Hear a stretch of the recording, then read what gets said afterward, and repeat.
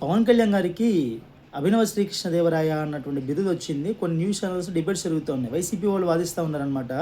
కృష్ణదేవరాయలు గారికి కళ్యాణ్ గారికి పోలికేంటి? కృష్ణదేవరాయల కాలంలో లలిత కళలు ఎక్కువగా ఉన్నాయి, ఆర్థిక అభివృద్ధి జరిగింది, జాగ్రత్తగా సైనికుల్ని చూసుకున్నారు, అది ఆయన పరిపాలన. ఆయనకి పవన్ కళ్యాణ్ గారికి పోలిక అని వైసీపీ నాయకులు ఒకరు మాట్లాడుతున్నారు. నేను అడుగుతా ఉన్నా, అనేక సినిమాల్లో తెలంగాణకు సంబంధించి అనేక జానపదాలని సంబంధించినటువంటి కళాకారులకు సంబంధించిన వాటిని ప్రోత్సహించింది పవన్ కళ్యాణ్ గారు.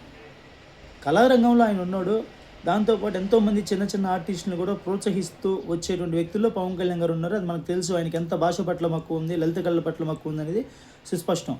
మీరు ఇక జన సైనికులను కూడా కాపాడలేకపోతూ ఉన్నారు కదా, ఈయన మొండి చేయి చూపిస్తా అని మాట్లాడుతున్నారు కదా. నేను చెప్తా ఉన్నా, జన సైనికులకు ఎప్పుడు ఏమి చేయాలో, ఏ విధంగా వాళ్ళకి న్యాయం చేయాలో పవన్ కళ్యాణ్ గారికి తెలుసు. యాజ్ అ జన సైనికుడుగా నేను చెప్తా ఉన్నా, దాని గురించి డిస్కషన్ అనవసరం.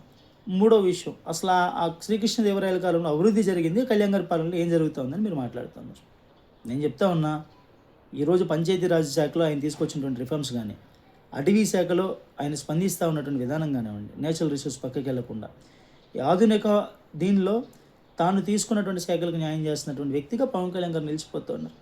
పవన్ కళ్యాణ్ గారు ఏమీ చేయట్లేదని మీరు మాట్లాడేటువంటి విధానం, అంటే మీ వైసీపీ వాళ్ళు బేసిక్గా అలాగా మాట్లాడతారు. దాని గురించి ఎక్కువ మేము డిస్కషన్ కూడా వేసిన భావిస్తున్నాం.